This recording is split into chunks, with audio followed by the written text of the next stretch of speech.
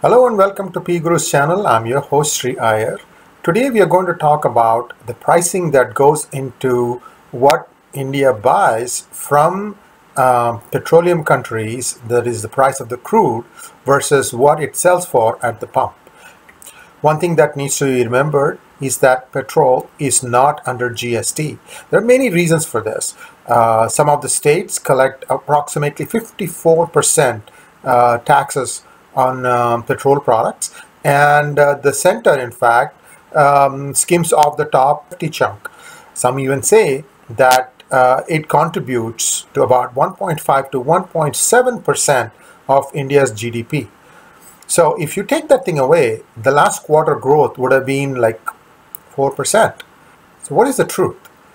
We talked to Professor R. Vaidyanathan about this. So the cost of petrol affects not just the cost of crude and petrol affects not just the direct cost, which is, from crude you have three byproducts that I know of: kerosene, petrol and diesel, right? I mean, there are other things like aviation kerosene, but those are all very, very small components that they don't affect your normal economy. So this is the direct cost.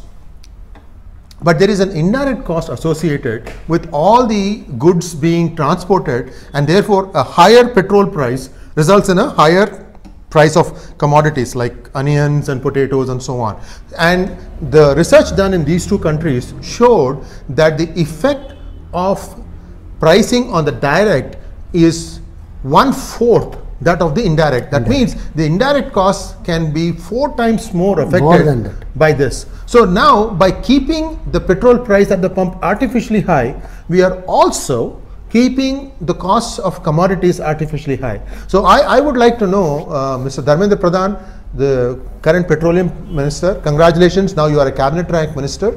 So maybe you can explain why this price of crude is not, the benefit of the lower crude price is not being passed on to the consumer. Has the Indian government done any studies? If it is good for a third world country like Sri Lanka or Turkey, has this been seen in Indian context? And have there been any modeling that has been done? Most important takeaway from this, so this is my opinion, is that hoarding will become a non-issue. Because if the hoarder knows that the price of the product is going to be probably less tomorrow than today, then he is not going to keep it. So this will also effectively solve their problem when suddenly during election time onion prices go through the roof. Right? So doctors, I would like to have your input, because you are the specialist with Indian economy and unincorporated sector. What do you feel? First and foremost, I would like to mention to you, which I have been telling for quite some time, the functioning of all our economic ministries is not up to the mark. All type of economic ministries, starting with finance ministry.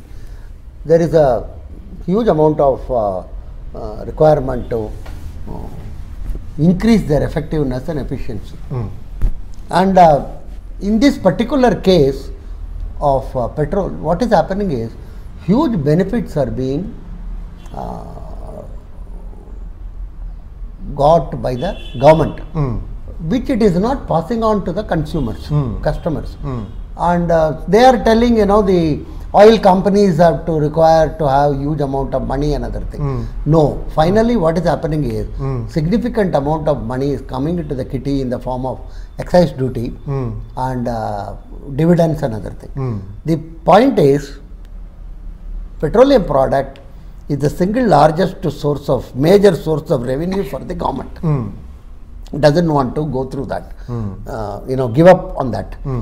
Now, if it has been passed on to the customers, there has been phenomenal benefit to the economy. Correct. In terms of significant cost reduction. Right. In terms of enhanced activities of the small businesses, and in terms of more what one can call meeting of the aspirations, which it is not being done. So what is happening is, government is impounding all this money, using it for all its own activities, like paying for its employees, paying for its defense people, and then paying for all type of so-called development expenditure. Substantial portion of it is eaten away in the form of corruption. So the best thing government should have done And according to me, the oil price should be in the range of 35 to 40, not more than that. But we have frittered away huge amount of benefits which have been coming in. Let me repeat again, the performance of the economic ministries require appraisal, a thorough appraisal by the government. If we have to reach a certain amount of significant benefits before 2019, because it is going to have an impact on the 19 election. So this level of reduction in the global fuel prices not reflected in the domestic is something very unique to our country only, and that is because of the stranglehold of government on the petroleum product. That is another reason why, along with the state government connivance, they don't want to have GST on petroleum product, which anyhow is a topic for discussion on some other time. Right. Sir, but I'll give you a contrarian view, because sometimes it's good to also look at it from the other side of view. Most of the economists that are actually sitting in judgment over India's policies, they all feel that a certain amount of inflation is a must. I mean, they don't know if 0% inflation is there. Correct. Right? They want 2, 3, 4% inflation. Right? Now let's just play this thing out. Let's say that the government starts reducing the prices. So it goes down to from 60 to say 55. Very, very nominal 5% reduction, right? So what happens is, remember we said that the indirect pricing is 4 times more effective. Correct. Right? So the prices start going down, right? So they may say that in return, in terms of numbers, the economic growth may start faltering. Correct. Right? But in all these things, they have to find out that, first of all, they are not able to fund the MSME in the current way. Correct. Mudra is, out there, given up, and nobody seems to want to talk about it. But if the MSME industry is going to spend only 30 rupees per gallon or per liter instead of 60 rupees, there is a savings of 30 rupees there. Now I may be in a utopian world, but I'm saying that 30 rupees savings in a direct cost might result in 120 rupees saving in an indirect cost. So what happens? MSMEs now will have a lesser need to go to the lenders, right? So they can do on their own. In return, they can create their own jobs, right? Has the Indian government, has anybody in the finance department thought about this kind of an approach? What are your thoughts, sir? See, my own reading of the situation is, finance ministry is more obsessed with FII, FDI and MNCs. I don't think they are really concerned on a grassroots level. Periodically some talks are given, that's all, about the issues pertaining to the non-corporate as well as MSME sector. What you mentioned is exactly correct.